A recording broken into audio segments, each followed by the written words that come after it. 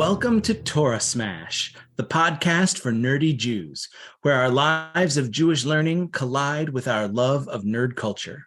In each episode, we discuss what we lovingly call a Torah Smash, which we have defined as a beautiful collision of one thing from the world of Judaism with another from nerd culture. I am RDY, and joining me today are... Barack Malkin, Ethan Lane Miller, Myq Kaplan. That's right. Our guest for today's episode is Myq Kaplan. We're so excited to have you here. Myq is a comedian who has appeared almost everywhere, it seems, on The Tonight Show, Conan, Letterman, James Corden, Seth Meyers, Comedy Central, America's Got Talent. He was a finalist on Last Comic Standing, and in my humble opinion, he was robbed. And he has an Amazon 1-hour comedy special called Small, Dork, and Handsome, as well as 2 podcasts, The Faucet and Broccoli and Ice Cream. His debut album, Vegan Mind Meld, was one of iTunes' top 10 comedy albums of the year and one of Torah Smash's top 1 comedy album of the year. His newest album, AKA, debuted at number 1 when it was released this past May. He was raised Jewish and says that he's basically kosher because he's a vegan. He reads comic books, loves sci-fi fantasy like Neil Gaiman, Ted Chiang, N.K. Jemisin, and he absolutely loves time travel stories. So we hope you do travel back in time to listen to our podcast where we talk with Micah Hart. Meanwhile, welcome, Myq Kaplan. Yay. Thank you so much. Woo. This is my life. A pleasure to be here. I really appreciate you doing all that research into me, including asking me all of those things. Our pleasure. Absolute pleasure. So happy to have you. And thank you for bringing your epic eyebrows as well. That's really nice of you. I never leave home without them. And also, I'm in my home, so I haven't left my home and I'm not without them.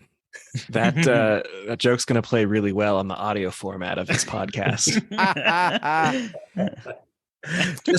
Just Google Myq Kaplan, listeners. MYQ, Kaplan spelled the way it normally is. Follow my eyebrows on social media. Throughout the lockdown stages of the pandemic, my girlfriend encouraged and curated my eyebrows, and one in particular grew so long that it gained a following and a hashtag Excalibrow, or Excalibur the eyebrow, that we don't want anyone to pull out. But it's Excalibur's children now are, the generation of eyebrows continue. Well, today we are here to talk about Black Panther 2, Wakanda Forever, and we are really excited to talk about this with you, Myq. One of the things that was special about Wakanda Forever was how it opened.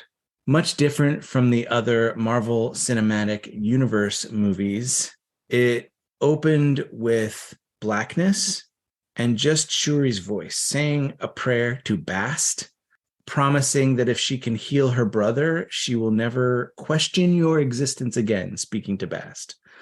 Wait, hold on. Didn't Endgame start really solemn also? Endgame started with...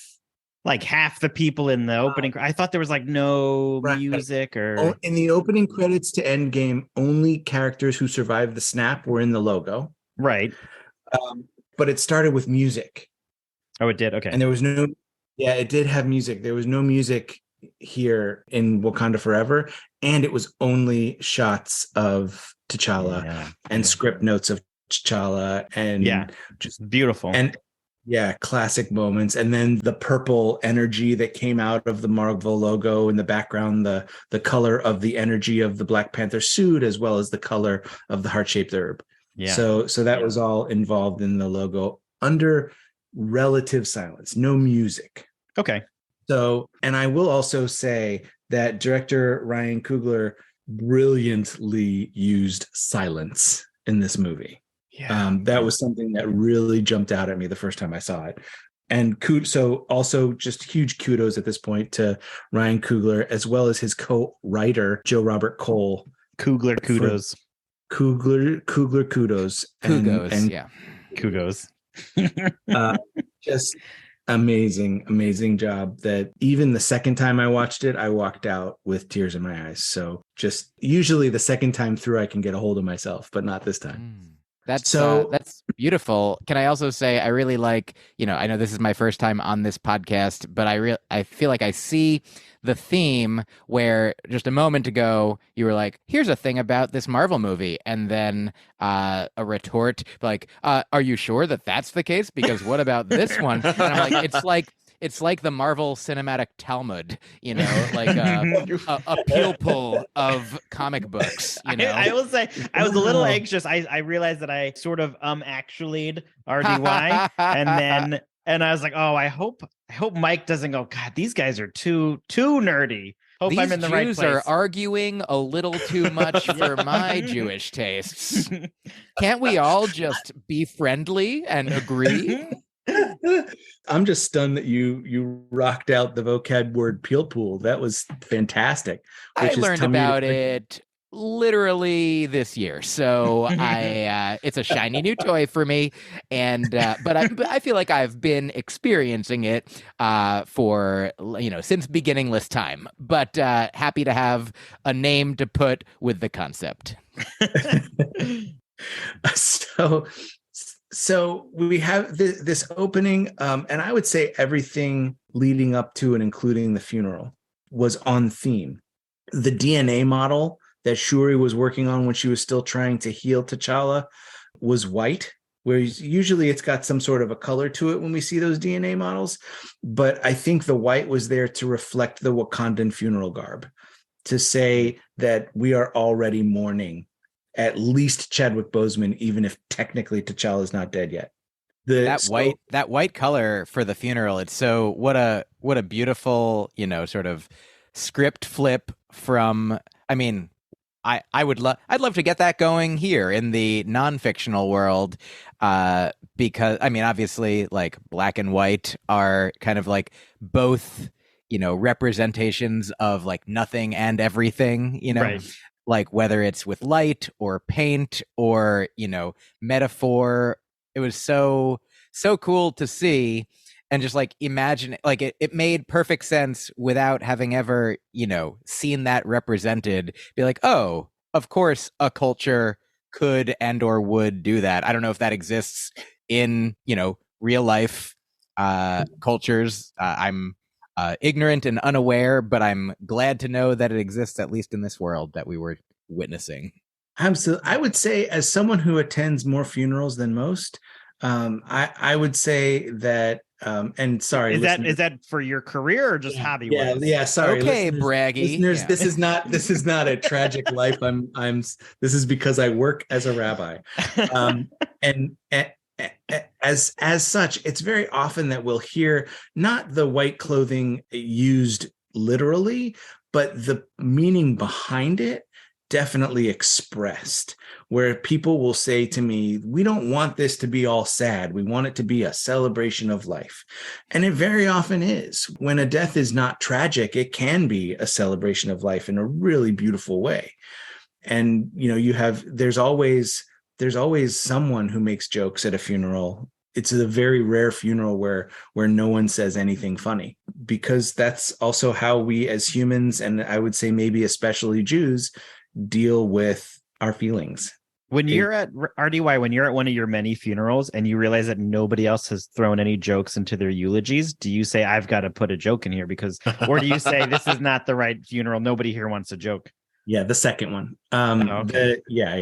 A time to laugh and a time to... like pop your collar and go, it's time for a joke, everybody. You people aren't giving any respect to this guy. This dead person gets all the respect. So there's also this idea of a constant push and pull between tradition and innovation in the movie. Shuri gives the energy knives to one of the guards, and when Okoye sees her, she's like, where's your spear? And she says, Shuri gave me these. I like them. And it's this kind of like, but I like them in kind of a guilty way. Like, I know it's not what we're supposed to be using, but they're fun, they're light, they're agile, and, nifty little shock on the French guy. I'm a naughty little guard. Yeah. Yeah, that's exactly what I was thinking. She also talks about her mother when her mother is talking about losing her son and how she finally, they're at the year mark, and she finally has learned to hear her son on the wind and feel his presence when she's out in the wild. And Shuri just looks at her mother and goes, "That's not really him. That's a construct," which is a very much science person way to say things to someone who is very much a faith person. That's not real. That's your brain making it real. And I don't know if you're if I'm jumping to this too early, but I found so many similarities between Shuri and T'Challa after T'Chaka's death, where when they're sitting on the bench and he's talking to the Black Widow in Civil War, and he says something like, she's like, don't go after him or whatever. It's not, your father wouldn't like this. And he talks about how his people believe in an afterlife, but he doesn't know what he believes. And he just, he feels sorry for that he's going to find the guy first and he better watch. Like, he is in a very similar state of mind at the beginning of Civil War that Shuri is in at the beginning of Black Panther 2. And both of them follow like a very similar character arc, from not totally believing in the afterlife and just really angrily grieving over the death before they come to some sort of acceptance towards the end, where they then say, okay, I have to take on this mantle and process this in a more civil manner because I'm the one in charge now. I hear that. I'm not convinced that Shuri comes around to the level that T'Challa does, though. Yeah, it's different, but I found it similar. I think she definitely marries the two concepts. But I think she's still very much rooted in the default, like, science modernity perspective. Very possible. And I think both of these are ways to deal with mourning and how we process all of the feels that are going on. And I think we're also, it's probably obvious what the smash is. Usually there's a guess as to what the smash is. But I think two guesses. Okay. Before I go, does anybody else have a guess that, if they not totally convinced that it's 100% correct? Myq, I would love for you to guess. Do you want to guess? Okay. Not to put any pressure on you. I know this is like bringing you back to religious school. And I don't know if you talked about Marvel characters in religious school, but... I appreciate your asking. I'll say, so my guess is that Torah Smash is like Hulk Smash, and Hulk is from the Marvel comics, and so is the Black Panther, and so I figured it out. I guess I'll say I'll cede my guess to you. Have two guesses, and there's two of us, so one of my guesses, whichever one is correct that you guess, that's my guess. Oh, that's a good guess. I like that. You did so well with that. Thank you. Yeah, back in Hebrew school, I was like, I don't really even know how to read Hebrew. I'll look at your paper. In Hebrew school, you shouldn't have looked at mine. I did much better in grad school than I did in grade school. But grad and grade are only one letter off. I know. I definitely needed to drop that E. Yeah, that E was the only thing getting you in trouble. Holding you back. It's an error message. So I'll do the guess that I don't think is right first. Is the talk because you talked about it a little bit, this generation to generation, Lador Vador situation of passing the mantle and passing the name, like other pieces that have occurred in the film that could be it, but I don't think it's right. Yeah, it's not Shalshelet Kabbalah, the passing the chain of tradition. That's not what we're going for, but that is definitely something that is apparent in at the very least the through line between the two Black Panther movies, for sure. Right. The second guess I have, and totally appropriate for having a comedian on, is death and mourning. Yeah. To me, the Jewish process of mourning, Avelut, is very close to what we see in Black Panther. Maybe not with all of the same rituals, but certainly the timing and certainly the feeling, which I think is not just Wakandan or Jewish, but universal. There's a moment where they're at the 1 year mark and they're having this discussion where, it's not really him. And in the river, there's a trio of elephants. It looks like a parent and two child elephants. And I was struck by that my second watch through, because elephants are known for having intricate mourning rituals for animals, and they're known, the elephant never forgets. We tend to know that. And that idea of why is it important to remember? And everything around our mourning rituals, the Jewish mourning rituals, the Wakandan mourning rituals, it's all around memory. Do you know a fun fact about, I don't know why I know this. I could not tell you why I know this. Elephants do have a strange mourning ritual. They, not like morning AM, but like MOUR. Oh, thank you. Yeah, of course, the clarification. And they often will travel to the site of the death of the elephant friend on the anniversary every year. That's their thing. I don't know why I know it, and I don't know why it happens, but they do have this like really unique mourning ritual that other animals don't have. Yeah, it really points to the complexity of the minds of the animal world. Yeah, also, and I apologize for bringing in yet a third tradition aside from Judaism and Marvel Comics, but in Buddhism, there's the classic story of maybe the 5 blind people who are each touching a different part of an elephant, and one of them's like, it's like a wall, and the other's like, what are you talking about? It's like a rope, or it's like a spear, depending where they're grabbing it. And I feel like, life is like that elephant, number one, that, anyone who's like, life is like this, right? Well, yeah, that you're touching that part of it, so it makes complete sense that you would feel that way. And I feel like the idea that Shuri was expressing, that idea of T'Challa, like that he is gone and that all that remains is not really him, or that is a construct or a concept, like that's also, while he was alive and while anyone is alive, like that's, we don't have access to direct experience. It's, even if you hear someone say something, you don't hear it immediately as it, vibrates across their vocal cords. It takes time to reach your ears. Light, to see a person, takes time to reach them. Like, not as much time as a star that isn't there anymore, but because of like the molecular shift of a human being's, particles, like we are never, they say in Buddhism, the same person can't step in the same river twice. And also because the same person doesn't exist from moment to moment. And the river, clearly the water in it doesn't exist from moment to moment. We're all those rivers. We're all. Cool. And so similarly, I feel like if Shuri said to me, like, that's not really him, I'm like, what is really him? Obviously in Buddhism, there is a concept that there is no self, that there is nothing to point to be like, that is the permanent, unchanging, intrinsic existence, that other, traditions might call like the soul or the spirit, that some would be like, well, that one's forever, right? Like Buddhism doesn't have a forever that.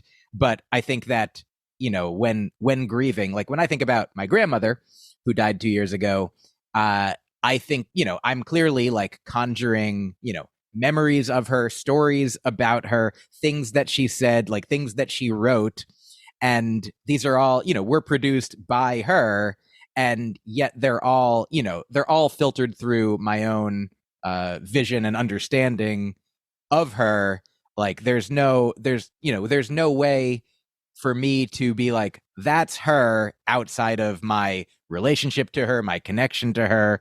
And like, there is something, the concept or the construct that exists now that is at least related to or similar or in a causal relationship to like the her or the concept or the construct of her that existed, that I interacted with, or the construct or concept of me that interacted with her while she was alive and I also was and continue to be. And so, sort of the same way that Buddhism believes, like many Buddhists believe in rebirth, reincarnation. And when people say, including myself, when people say things like, well, if there is no soul, if there is no spirit, like what is the thing that continues to exist from life to life? And the answer might be, well, what's the thing that's the same about you from when you were a baby and were made of completely different material and have no memory? You have no, there's so a blank space of like from birth until your first memory. Like, how is that quote unquote you? So like, if that's you, then your next life is you also. And so I'm like, Shuri, fine. If he's a construct now, he was a construct. Like you're not that much farther away from him as much as you think. Nice. I have never had such a deeper translation of that elephant parable than this. Like, we are different people depending on who looks at us or what time of our life they experienced us. That was incredible. Can I just say that? I thank you. Yeah. We're glad to have you. And I want to also bring up that, you mentioned your grandmother, Iris Blumenau, who I also had a small connection with. She was a substitute teacher in a day school where I was a rabbi at the synagogue it was connected to. And it was through her that I got to start watching you and your comedy specials, especially Last Comic Standing, because she would quiz me the night after Last Comic Standing aired to make sure that I really was watching her grandson, her incredibly funny grandson on the show. And through her, I became I really appreciate. Yeah. Oh, no, go ahead. No, you go. Thank you both for your generosity of spirit. And this is part of kind of like a manifestation of the thing that I'm talking about. Like my knowledge of my grandmother is not complete. Like, I don't know everything that she ever did and said. I mean, even she didn't know everything that she did and said. But it's always nice, when I feel like when she died, a lot of people, and as I now understand, when anyone dies, a lot of a Jewish response, a classic Jewish response is, may her memory be a blessing. And I really love that after she died, there are numerous people who knew her, like, knew various parts of the elephant that was her, that I was like, oh, I thought she was a this shaped elephant, this grandmother one. But, other people knew her as a coworker or, an employee or a boss or a friend, an acquaintance, whatever it might have been. And other people get to fill in, and I get to receive, additional pieces of, of the whole that is like the collective, like in Buddhism, they call it, the thing that we think of as a person is 5 aggregates, and it's like including like the form, and then, a bunch of other stuff that, look, this isn't a quiz.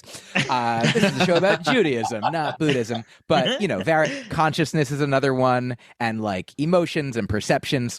And so the idea that I feel like this isn't, a direct translation, but kind of a transliteration, to not use that word correctly, of like, I'm like, oh, I thought my grandmother was comprised of these things. And now I know that there's so many more things. Like that story that you just told me, RDY, is beautiful. And like it very much in alignment, very resonant with my experience of her. Like I'm not like, I can't believe that she would say or do that, because I know that she did absolutely, if not make people watch my comedy, strongly, if not strong arm. Like, it's funny because I do have one Conan set where I talked about Hitler in a way that my grandmother was like, I liked it, but a lot of my friends didn't. Well, it also sounds like one of those rare situations. Hitler was controversial. As it turns out. Yeah, it also seems like one of those rare situations where, as Jewish professionals, people, you got to see my child. They're so talented. You got to see my grandchild. They're so talented. Oh, okay, I'll watch it. But this was one of those situations where, like, I actually and they are actually talented. Which is like, you would never go back and say that, but you're like, thank goodness she made me watch Last Comic Standing in this situation. Your stand-up is very funny, Myq. I really enjoy it. I appreciate it. Thank you. And just listeners, so he is sitting down, which is odd to us, but we're going to go with it. It is something that you mentioned, Myq, that I think in some ways is kind of a thread through this movie. And you talked about may his memory, may her memory, may their memory be a blessing. I feel like that's a way to make it more current. The idea that you're continuing to carry this person with you, that it's okay to remember them, that it is an ongoing process. And that is so clearly something that I think Shuri is struggling with in this movie, that like part of her is like, he's gone, I have to accept it. Another part of her is like, no. And I think a big theme of this movie is that his memory is a blessing. And I think of the post-credit scene and what that means. I don't know if I'm jumping ahead, RDY, but I mean, that's to the end. No, that's not ahead. Great. Yeah. So jump ahead to the end. Like what could possibly be any bigger, may his memory be a blessing, than that scene? Yeah. I would say the one thing, so viewers, listeners, if you haven't seen the movie, spoiler alert's coming. The one thing about if you didn't catch it from the title of the episode, at this point, you're a little too far. One thing about the end of the movie, that naming, what's your name? And he gives his, I forget his French name, his Haitian name. And then, but then she asks him in Wakandan, who are you?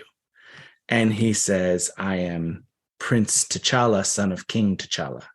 And the one thing that I would have written differently was that line. I would have made him Prince T'Chaka, son of King T'Challa. Because he was born, I think he was born before T'Challa vanished. After based T'Challa, on the timing. He was born sometime after the snap while T'Challa was gone, based on the math. Oh, okay. Because he's 5 years old and the snap was 6 years ago. Yeah. So two things on this child thing. One, his name was Toussaint. And other, before Chadwick Boseman died, the theme of the movie was still going to be grief. I watched an interview with him, but the concept of it was more about the fact that T'Challa was missing from he had missed 5 years of his son's life, that he cannot get that. As somebody who lost his father, the idea of his son having lost a father and not having been around, that was the original concept of grief, still around the overall theme of grief in the movie. Then they changed it when Chadwick Boseman died, but that was the original path of the film. Oh, fascinating. That's beautiful. It is. Sort of a tangential. Are y'all familiar with the work of Gabor Mate? No, isn't like that Argentinian tea? Yeah, that's Gabor Mate's sibling, yerba. Yerba mate, a delicious thing that my girlfriend drinks every day. But Gabor Mate is a doctor who specializes in, let's say, addiction and trauma, and among other things. And he tells a story. His voice is, I love his voice, beautiful. He was, I believe, Hungarian. And still is. I think he still lives today. Just put out a new book. But he was born during World War II, and at one point, because of his Jewish ancestry or Jewishness, his mother gave him away to protect him. As a tiny baby, and then he lived without her, and eventually was returned to her. I think some weeks, months, or however long later when it was safer. But he talks about, and he understands why she did that. And also the fact that caused a trauma, to be a child taken from your parent without, even without it being able to be explained, without having the capacity to understand. He's like, that's a thing that impacts a person and then hopefully needs to be addressed and processed and worked through if possible. And so, I mean, this is all to a long walk to the idea that had Chadwick Boseman lived, that would have been a fascinating, story of missing, to grieve a person, to grieve a parent, and then their return. So the complicated layers of grief on top of, perhaps, joy, but still the absence would not have been refilled. Yeah. Absolutely. And I do want to take a quick, I want to just kind of yank the wheel over for a second. Sure. And talk about Jewish mourning rituals, because, we are Torah smash. So we do want to smash it into some Judaism a little bit. Yeah, And enough Buddhism on this, Myq. we're welcome to Buddha Smash. So in Judaism, there are prescribed rituals. And I do think they all serve the purpose of honoring the memory of the person who's died while consoling the memory of the bereaved, so that we can honor them without putting ourselves into too much pain. Because there is that, again, the line from the movie that Queen Ramonda says to Shuri, she says, "What construct does your mind create when you think of your brother? Does it give you comfort or torment?" Mm-hmm. And I think that the answer to that for most people who die is both. It gives us, and it's usually torment at first and hopefully bringing us to comfort. And ritual is the way we get there. The Jewish mourning process begins with burial. The burial is usually done next day. And that custom comes from lack of refrigeration and everyone living in the same town. So now that things are able to move, you can wait until everybody comes into town. For example, when my father died, my sister was in Geneva and I was in Los Angeles. He died in Harrisburg, but his grave is in Cincinnati. So we all, even the deceased, had to be in town for the funeral. And we all had to come into town. We all had to get ourselves ready. And it took a few days for everything to happen. And because he died in a hotel room, there was the required investigation to see if there was any foul play, which there was not. So we had to wait for all of the things. And that's also, there is room in Jewish law to wait for all the things, but it's done as quickly as you can. And then after the burial, you have a week, which is called Shiva. It comes from the Hebrew word for 7. And you sit in your home, you sit low, you don't host, which is a big one, that, you stop yourself from that automatic, like thanking people for coming in or offering them a cup of water or something when they walk in the door. You don't do any of that. You let them take care of you.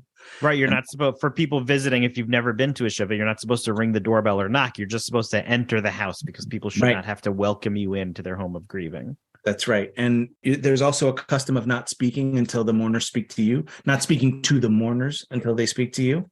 Why do you know about that? Which, it's, I think it's a way to protect them, to make them not have to say the same thing again and again and again, and to let them invite you into the conversation. The sitting low is kind of a mirror of how we feel. We're sitting low to the ground or on the ground to reflect that we're feeling low. And I also think that serves a different purpose as well. This is just, there's no science behind what I'm about to say, just conjecture. I think that because there's also a custom of just going into a Shiva house and offering condolences. And there's that mitzvah of consoling the bereaved that is so important to us. So we might go into a stranger's home to offer them consolation. And if they're sitting low, you know who the mourners are. So there's that. That's kind of my suspicion. There's the other also one that, go ahead. Yeah, there's also covering mirrors. I was just gonna say that one. I liked that. So my mom passed away the week after. I have a twin sister, so the week after my sister and I graduated college, that Friday we graduated. I think our ceremonies were like Friday and Sunday or something, and then that Friday was when my mom passed away. And the covering the mirrors, I was confused by, but then you shouldn't don't worry about the way you look. You're not supposed to be focusing on yourself. You're supposed to be remembering those who have passed. Mm-hmm. And it really lifted a lot of pressure of like, is my hair okay? Do I need to shave? Is my shirt the right way? Not supposed to shave during the Shiva. I know. That's what I'm saying. That all of these pieces were, it was a nice reminder of stop. This is not important right now. Yeah. And the way I phrase it is, you're supposed to take care of your insides, not your outsides. So you're supposed to not shave. You're just supposed to shave. What? Does shave not mean sit in Hebrew? Oh, shev. Yes. Yeah. Oh, look at that. Wow. Multilingual pun. It's the only word in Hebrew that I know. I was gonna. You are used it real underrepresenting well. yourself.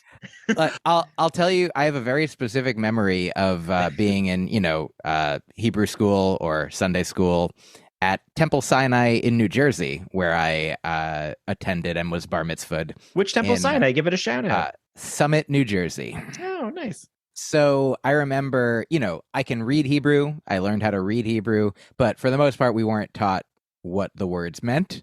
But I remember, sometimes when, learning, I was like looking at a sheet of, symbols, and most of them didn't add up to sounds that I had heard before. But I came across shave or shev, and I was like, oh, that's one that I know. I know that one. That's an English word. And then the teacher, I remember, like made a gesture of like, yes, shev.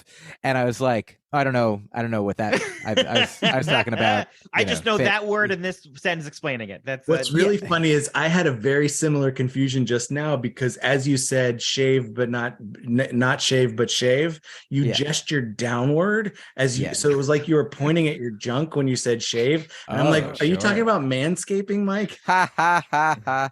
No, this is a family-friendly show. I'm talking about sitting low, classic the Shiva Shev. The Shiva. Well, I like the idea that the idea that you've been slightly mispronouncing it as shave your entire life, and so whoever you've said it to, rabbis included, you go, I don't know why that guy's talking about shaving. Like, we should all just you should all just take a seat. Don't listen to Myq. Just take a seat. I do want to give Myq credit, because technically it is shave, but no one says it the right way. So it's Myq is the only Jewish person to pronounce the word right. Yeah, they say shev usually. So the vowel that sounds like a and the vowel that sounds like are very often both just glommed into . So that's that was my fault. I was all ready to mourn the loss of my previous ignorant self, but he lives again. I also like the idea that the only your ignorance live forever. The only Hebrew word a stand-up knows is sit. I see what you did there. I bet you get a lot of stand-up sit-down jokes as a stand-up comedian, but is that the first Hebrew stand-up sit-down joke you've gotten? I believe it is. So yay! Happy you heard it here first, folks. On Torah Smash. So in the movie, everyone has lost someone. Queen Ramonda has this line where when Okoye is begging for mercy after she has lost Shuri to the what I know from the comics as Atlanteans, but they didn't want to cross over the DC universe with Aquaman. I don't like their reason. They shouldn't have avoided it. It's one of those things. So I know we're going to publish this well after Hanukkah, but it's one of those things that we are in Hanukkah right now, and happy Hanukkah. And to those who move the holiday to January, happy Hanukkah. As we record, we are in Hanukkah. As you're listening to it, it's after Hanukkah. But one of the things that I discovered in my complaining to the powers that be is that they intentionally spell Hanukkah with an H at the beginning instead of a CH, not because it is grammatically better, but because it's better for the search function. It's better for people to find your website if you spell Hanukkah incorrectly. And I feel like that's kind of what they're doing by changing Atlantis to Talokan. I would agree with you. Oh, go ahead. Is that not Torah Smash, though? Like bringing Judaism and colliding it with something modern? Is that not Shuri's battle of tradition versus modernity? Is which? He's talking about the Marvel creators. No, I know. I'm saying, is that not an example of that? Thank you, Myq. Yeah, I think you're right. I see what you're saying. I understand. Oh, that's very interesting. And I also want to share, just today, 7 hours ago, I received an email from my friend Zach Sherwin, who is, I think he would also be a great guest for your show. He knows more. He has more Jewish creds than I. His mother being a rabbi, and a friend of ours was asking us both how do you like what is, transliteration wise, like what is accurate? How do you, when there are like matzah with an O or matzah with an AH, and like Hanukkah and such. So this is a direct quote from Zach now. He says, my mom, when asked about the right way to spell Hanukkah, used to say Chet Nun Vav Kaf Hey. That is correct. That's the correct way to spell it. That's very funny. I would also say, you brought up transliteration earlier. The correct way to transliterate it does begin with CH because of the ch sound, and does end with H because of the hey you mentioned. And then, ANU, pretty, not really argued. The K could be singled or doubled. And I would say because of all the wonky grammar rules I won't get into, either one works. But I like 1K because then it renders the word with 8 letters like the 8 nights. Oh, I also like 1K because it's farther away from having 3Ks. Yeah. It's always good to be farther away from 3Ks, for sure. Yeah. I would argue that I don't think Marvel needed to say, oh, let's be careful of what the DC universe does, because they have not been doing great at all every time they're trying to do a movie. And you're right. I mean, DC, they put out a movie called Captain Marvel. Actually, they called it Shazam. Okay, never mind. Everything's fine. But the hero's name is Captain Marvel. They didn't call him Captain Talokan. Right. Yeah. And in fact, Marvel has published Captain Marvel every month to maintain the copyright because DC has a character of the same name. So they always publish a Captain Marvel comic book. Are we going to talk about Namor's name? Yeah, I liked that twist. I liked that they I'm known by many names. That's very often true for someone who's worshipped as a god. I liked the no Amore. I liked it. Sin Amore, I think is what they said. Yeah, Sin Amore. Sin Amore. I liked it. I didn't have a problem. I know it's not legit comic book etymology, but I thought it was fine. Much more fine than changing Atlantis to Talokan. So I have a question about that. As someone who did not read the comics, was it mainly just that they changed the name, or were there other story elements that changed with it? Because one of the things that I appreciated was this became a story of two cultures and colonialism, and how they took divergent paths to deal with it. And I'm genuinely curious, like, what does that story look like in the comic books?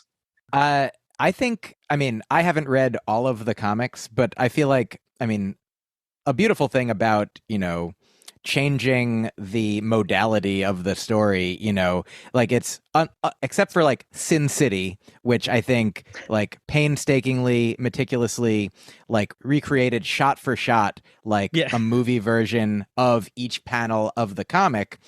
That very rarely happens, like even, and obviously in the comics, like the stories get retold, like what once was Spider-Man being bitten by a radioactive spider becomes like a genetically modified spider. And moving forward, who knows like what new technological spider bites the future will bring.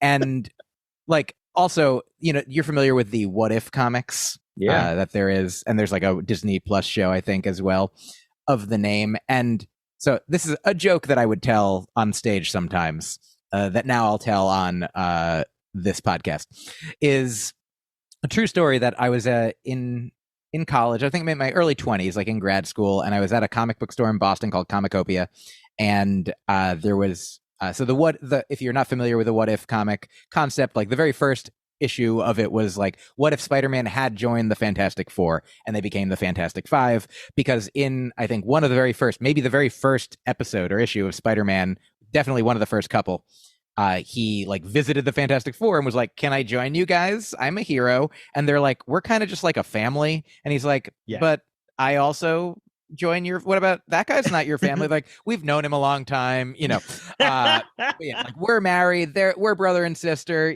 We were college buddies. Like, you're just a kid. We don't know. But in the What If comic, they're like, well, what if he joined? And then he joined, and they tell that story. And so in this comic book store, I overheard a guy telling a girl, he's like, these What If comics, these are made up stories that didn't really happen. And and it was really beautiful. I didn't say to them, but I definitely had fun thinking in my head, wow, these are all made up stories that didn't really happen. And then only to like own myself later to be like, well, I guess not Mouse and not, Fun Home and all the assortment of autobiographical and nonfiction comics that exist here. So these aren't all, some of these are made up stories that did really happen. Right. And so I think that like when you ask like what happens in quote unquote the comics, like what's the truth about what happens? Like, well, clearly none of it is true, but we're like, okay, what is canon? But even canon, like there's so often in the Marvel universe, they'll do a reboot and they're like, oh, there's alternate dimensions in which like one dimension, like zombies take over everything. One dimension, is the Earth that we're most familiar with, where most of the stories take place. But then there's, hundreds or thousands or however many they choose. And there's stories that are canon in which like, the zombies from the all zombie universe come into our universe, quote unquote. And it's so to say, I mean, I don't know if this story, and mainly like, again, to bring up briefly, Buddhism, a thing that I love that the Dalai Lama said once is, two things that the Dalai Lama said, one that will be relevant to Judaism and one that will be marginally less relevant. But the relevant one, but not to this, is I love that he said, that there's no sort of monopoly on the truth in a spiritual sense, that he says like Jews be Jews, Buddhists be Buddhists. And that's like an idea that makes me, a Jew, really want to be a Buddhist. Anyway, but, and sort of like a yin yang going on. But the beautiful thing that he said once when somebody asked him a question, he said, that's a great question. The answer is very simple. I don't know. And so I also don't know, Jewish, yeah. Because I haven't read all of the comics, and I wonder if anyone possibly has, like, of who has read the most Marvel comics. And like there are stories now being told like where Namor is like interacts with the Black Panther, like in like new Avengers stories that are being told, like at least recently.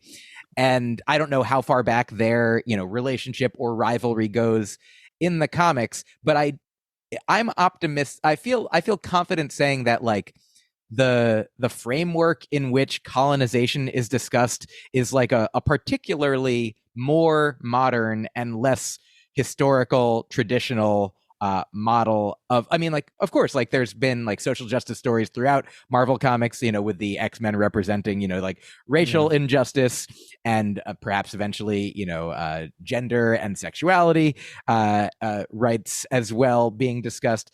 But I feel like, colonization is thankfully, and I apologize for the vernacular here, like having a moment, more recently, like that, of course.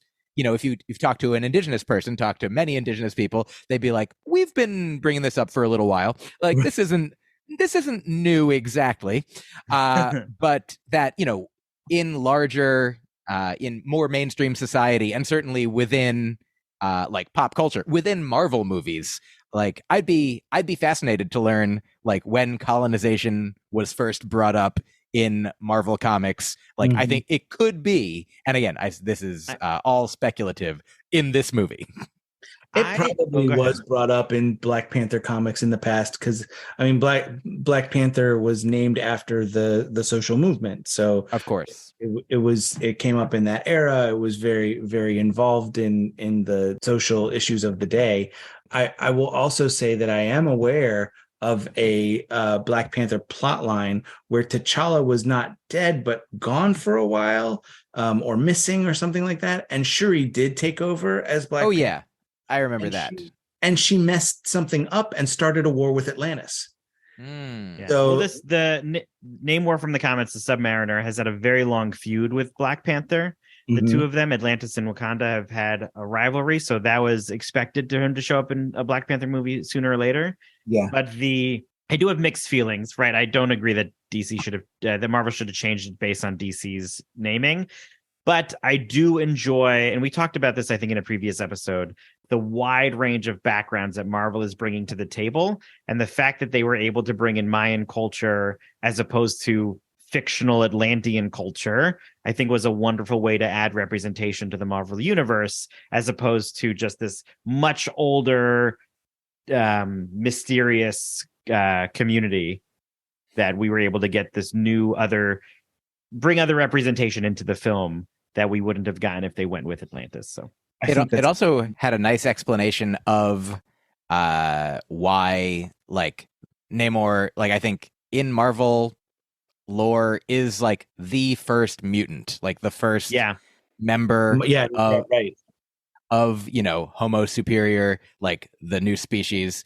That this is like, you know, in the story of this movie, they give like a very, you know, reasonable, like sort of, you know, within the paradigms of and context of like the story, in which there is magic and there are, you know, like these potions and things that can like both, you know, science and magic that can do things that so far in our world do not exist, but that like, oh, if that happened, if this person underwent this change while this person was in utero, then it makes sense that when he was born, he would be, it makes sense that he was changed and is something different than had ever been seen before, because this had never happened before. Yeah, and I'm curious of the timeline between them, because right, Namor was the first mutant because Atlanteans are so old in terms of our timeline.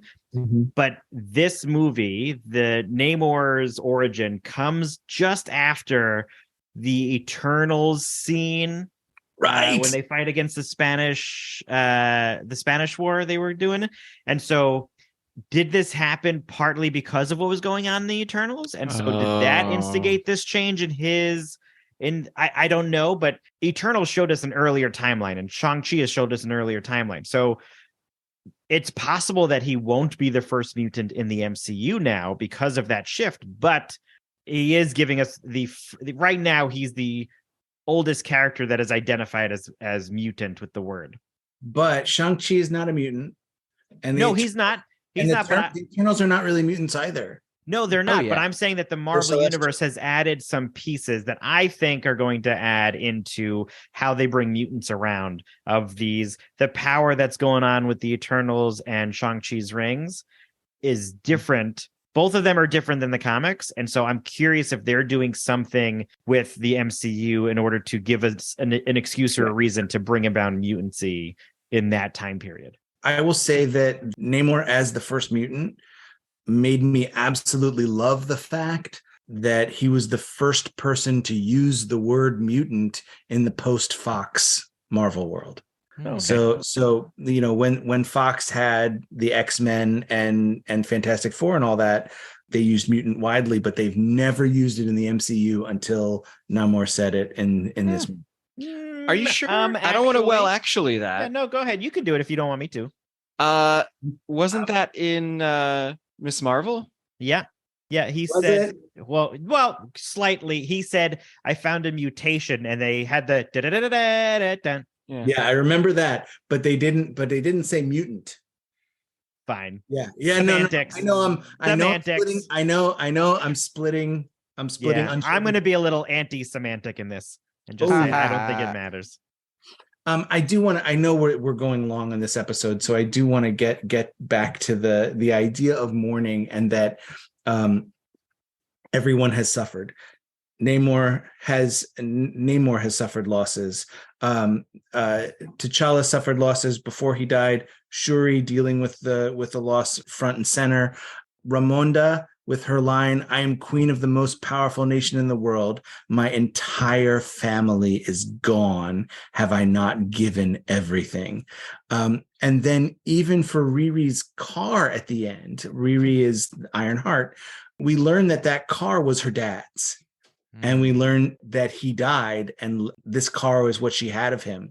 So Shuri didn't even know that repairing the car was a healing of that loss, the potential loss of her father's memory. I did not catch that. He just thought it was something nice to do.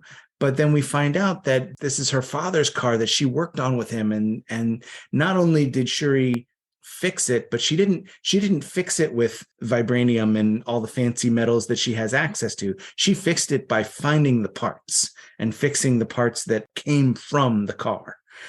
And I do think that when we are honest about our relationship with the people who've gone, we need the real parts.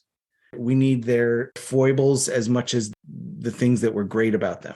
When I think about my dad, I think about how funny he was, how loving he was, and what a stubborn person he could be. And I was going to say, I almost said a word that's not as family friendly as person, because he could be. And how he, I quote him all the time from the Bima and in my classes, because he had all these aphorisms, and some of them were not the nicest, but it was who he was.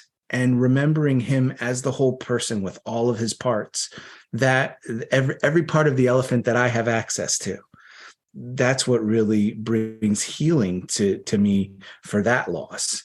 And before we really take it to a close, I know that all four of us have suffered loss. We've all talked about it either on this podcast or in personal conversations. And just tonight, we've talked about my dad, Barack, your mom, Myq, your grandmother. And you don't get through life without loss. And how we can handle it is through ritual, but perhaps more important, through community. To have people around you to say, I don't know what you're going through, but I've gone through something that's similar. No one goes through the same thing, but I'm here to help you with your thing. Yeah. And that's what we do as Jews, as Buddhists, as Christians, Muslims, whoever. Elephants, we Marvel fans, nerds, we come together in community, and that's how we heal from our losses.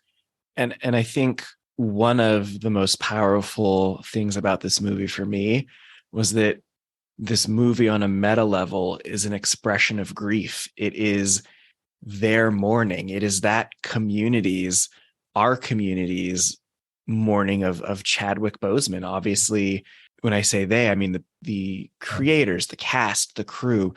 Their relationship with Chadwick Boseman is very different from ours as viewers, but we are all, in our own ways, appropriate to our relationship to him, mourning his loss. And this movie, I mean, we could easily go so much longer, but just one of the things that really stuck me about this movie was like, that was not always acting on screen. It was not acting at all.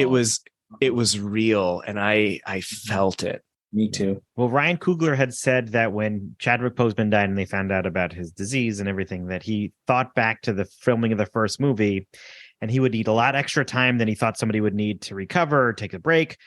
And so he essentially said, we can do this, right? Chadwick Boseman was battling that entire time through the filming of this for the fans and for the entertainment, for the people. So we can push through this for him and do this as an honor for him, and to if he could do that, then we can do this. Yeah.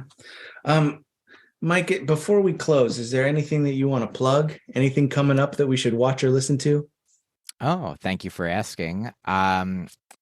All my, if you put Myq Kaplan, spelled the way that I spell it, Myq Kaplan, into wherever, your social media, my website, my albums on various streaming platforms. The most recent one is AKA.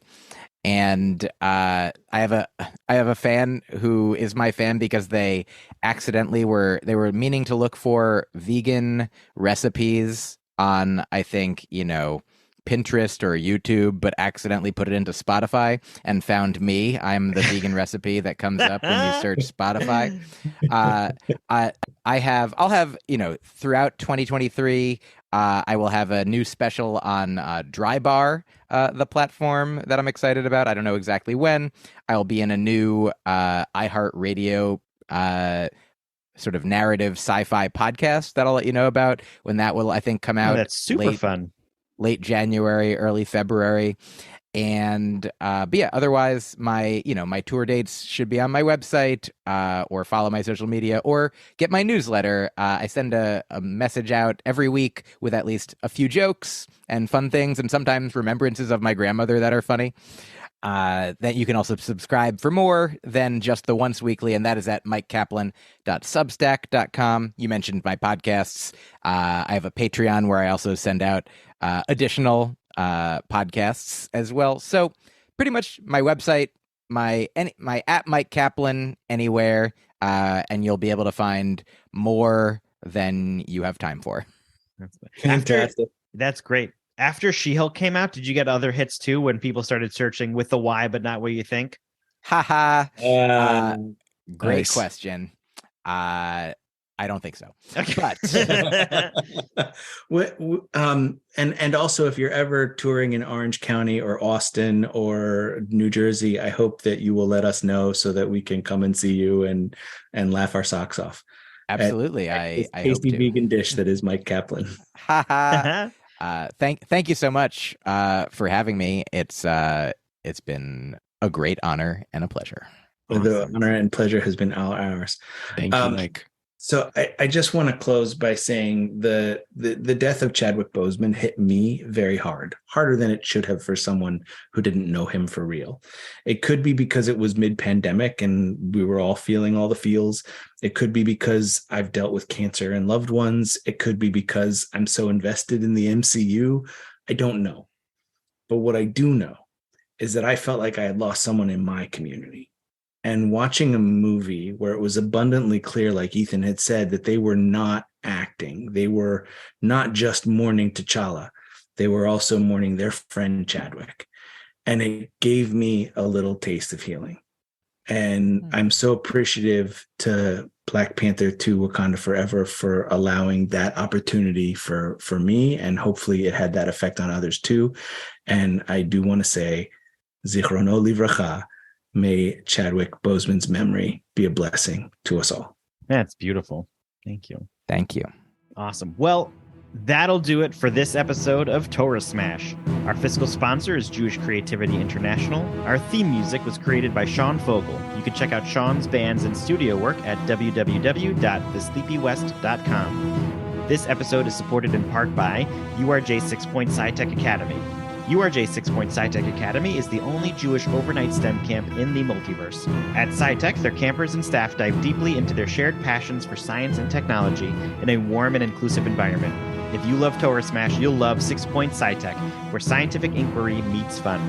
To learn more about URJ 6 Point SciTech Academy as a camper or staff member, go to 6pointscitech.org. We want to hear from you and continue today's nerdy discussion. Go to torahsmash.com to find where to connect with us online, purchase swag from our store, support us with a donation, find previous episodes, and more. And let us close by remembering Wakanda Forever forever.